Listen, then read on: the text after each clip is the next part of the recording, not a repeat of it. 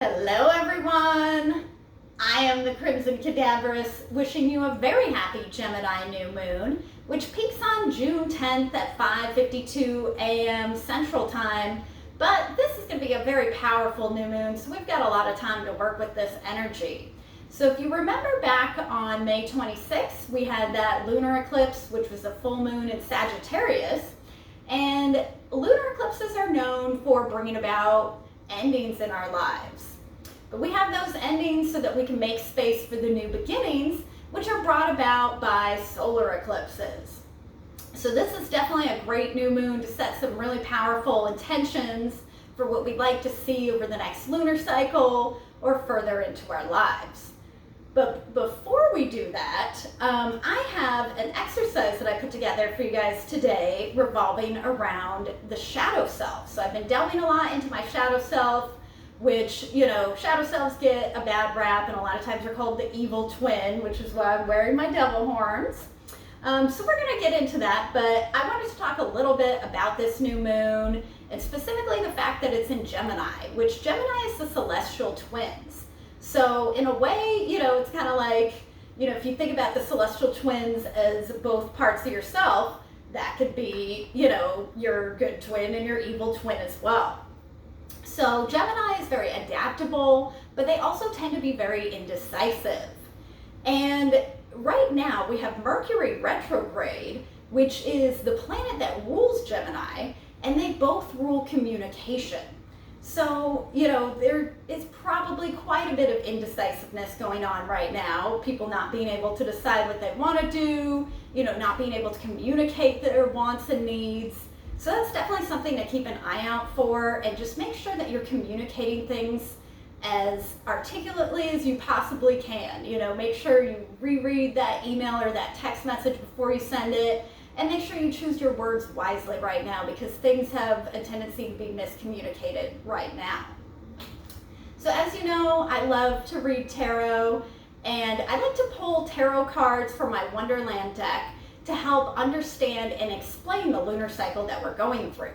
So of course today I pulled some cards for us to discuss. You're going to find them right here, but I'm going to put them up here while I'm talking about them, just in case you want to pause the video and look at the imagery. As I said, it comes from my Wonderland deck, which is of course using the imagery of Alice in Wonderland. So there's some fun imagery there that is definitely worth taking a look at, and it tells a really fun, whimsical story. So the first card that I pulled is the Lovers. And the Lovers is the card that actually corresponds to Gemini in the tarot. And a lot of that has to do with the fact that, we've got the duality there. And with this, because it's the Wonderland deck, we're seeing Tweedledee and Tweedledum. So, the assumption is that Tweedledee and Tweedledum are either brothers or twins. I can't remember if that was ever explained. But definitely not lovers in the sense that we think about it, romantic lovers. But if you imagine they're brothers, they probably love each other. But there's probably this kind of like love-hate, we get kind of sick of each other thing. The thing about the Lovers is that it really represents choices.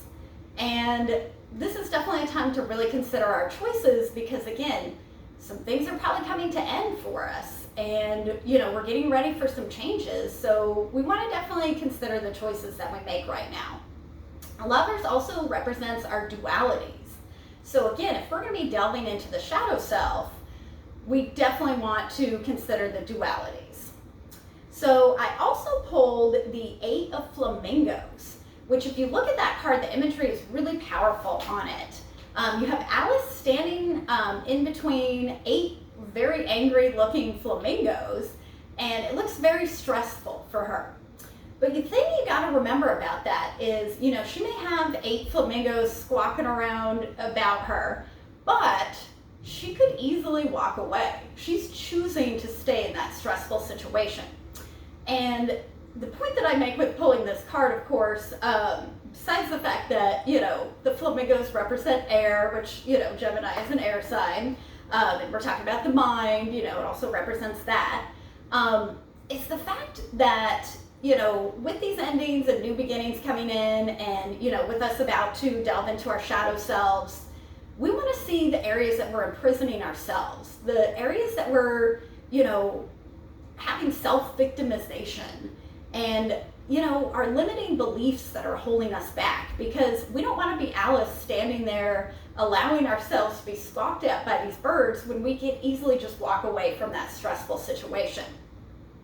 So I also pulled the devil, which the devil is very misunderstood because, again, we're going to assume the devil is just evil, but the devil in tarot really just represents the disconnection from spirit and ignoring our higher selves, and sometimes about deceiving ourselves and our relationship with fear. But the thing with the devil is, sometimes we have to disconnect from all that. Sometimes we get too serious, and sometimes we just need to go out and party or have some fun. And the devil is here to remind us of that. The devil is here to remind us that there are different aspects to ourselves. We don't always have to be perfect. We don't always have to do the right thing. Sometimes it's okay to be a little naughty. And with all this crazy chaotic energy that we have right now, Mercury's retrograde, we've got eclipses all over the place. Maybe, take some time to have a little bit of fun and be a little naughty.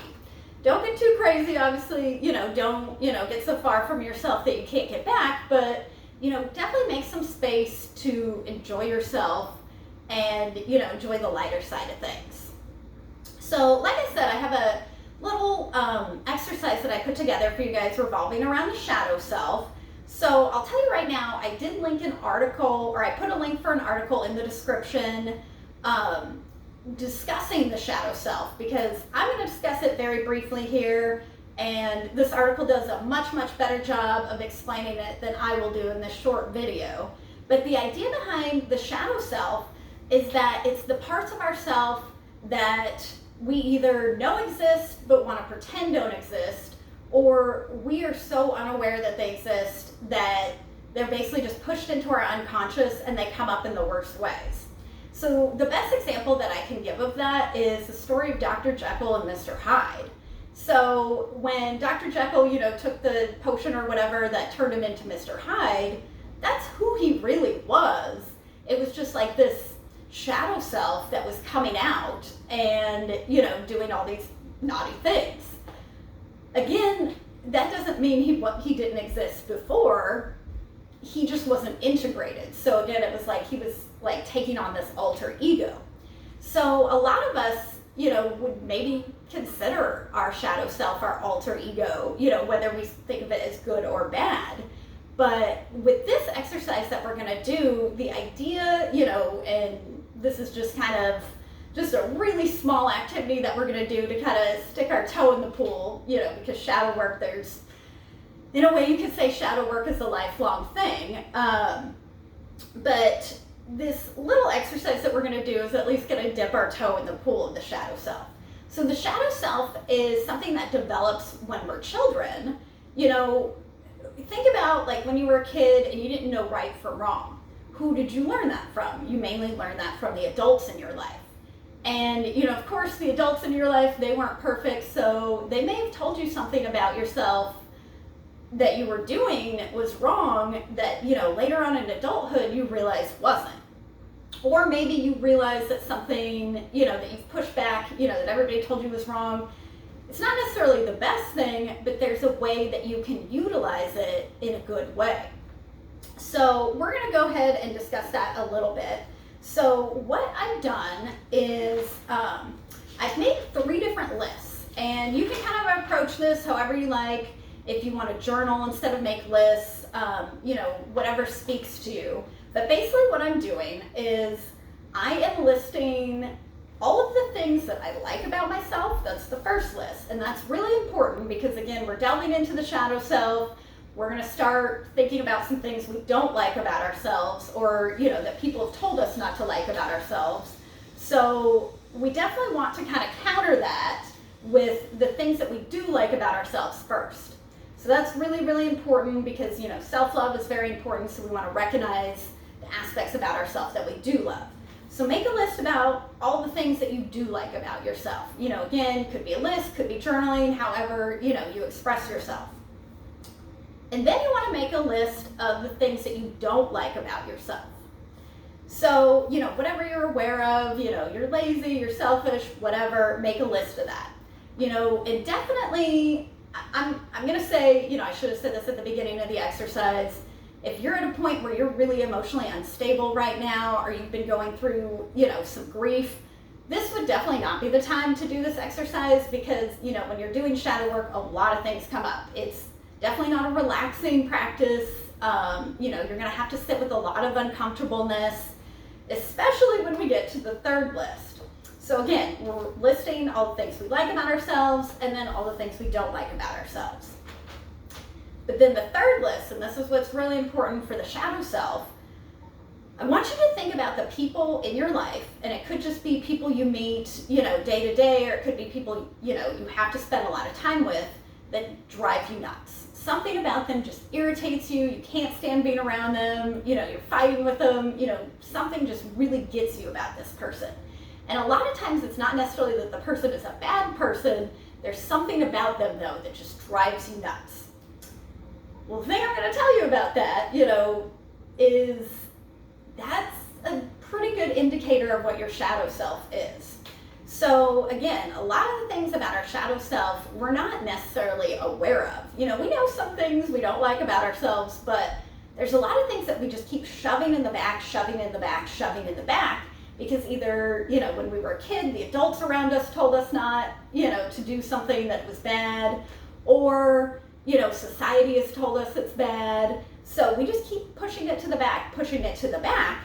And so when we see someone that's expressing that trait outwardly, it bothers us, because it triggers our shadow self.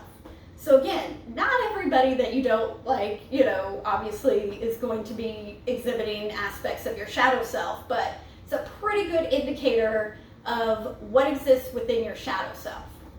So again, think about those people and write down the traits of them that really, really drive you nuts.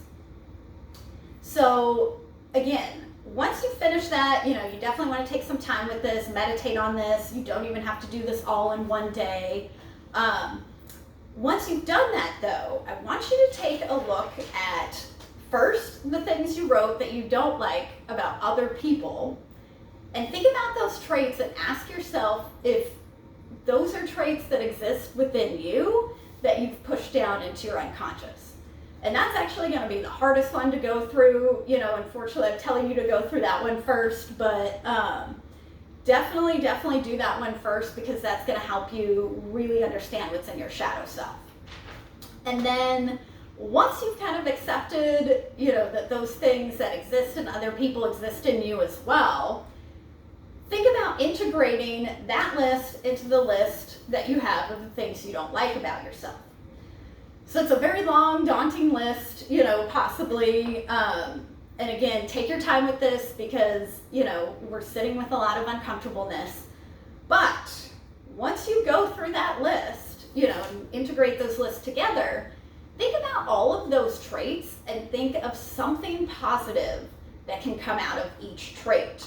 So for example, if you say you're lazy, well, are you really lazy, or are you just taking your time to do things correctly? Are you selfish, or is your selfishness really just your way of creating boundaries and, making sure that you're taken care of first?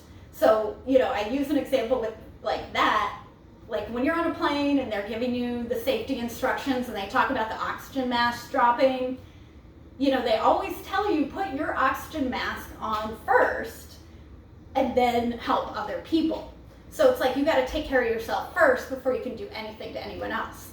So maybe society has told you that you're selfish, or the people around you, the adults around you told you you were being selfish to look out for yourself.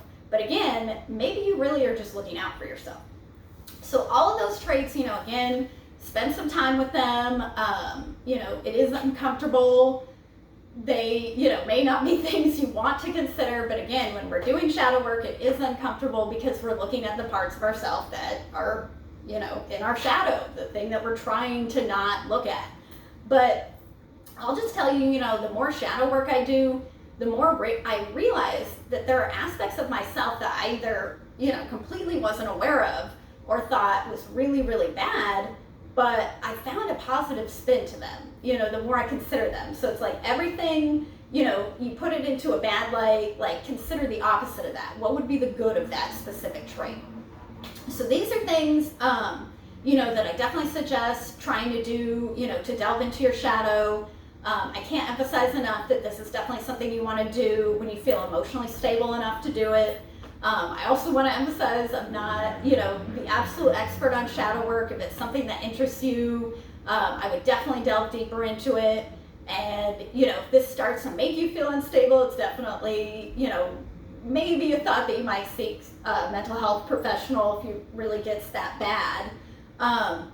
But anyway, so this is a exercise that I've been working on, and I think that, trying to integrate our shadow into the light, it's almost like, think about all the traits that you have, whether you consider them good or bad, they're your tools. They're in your life toolbox. So it's like if you're dragging around, it's almost like baggage you're dragging around. If you have your shadow self and you're not doing anything with it except for pushing it down. So it's like you constantly have to do things to push this part of yourself away. It's like, doesn't it make more sense to just integrate it and turn it into, something that you can use for good? So that's definitely my suggestion. So if you have any questions about what, anything that I've said today, please reach out to me. Like I mentioned, if you don't know this already, I'm a tarot card reader. If you'd like a reading from me, please reach out to me. I also like to make candles, which if you hadn't noticed, the candles that I had pulled today, these ones I call Shades of Love, which I thought was good for Gemini season. They're meditation candles, so if that interests you, I have a link to my Etsy.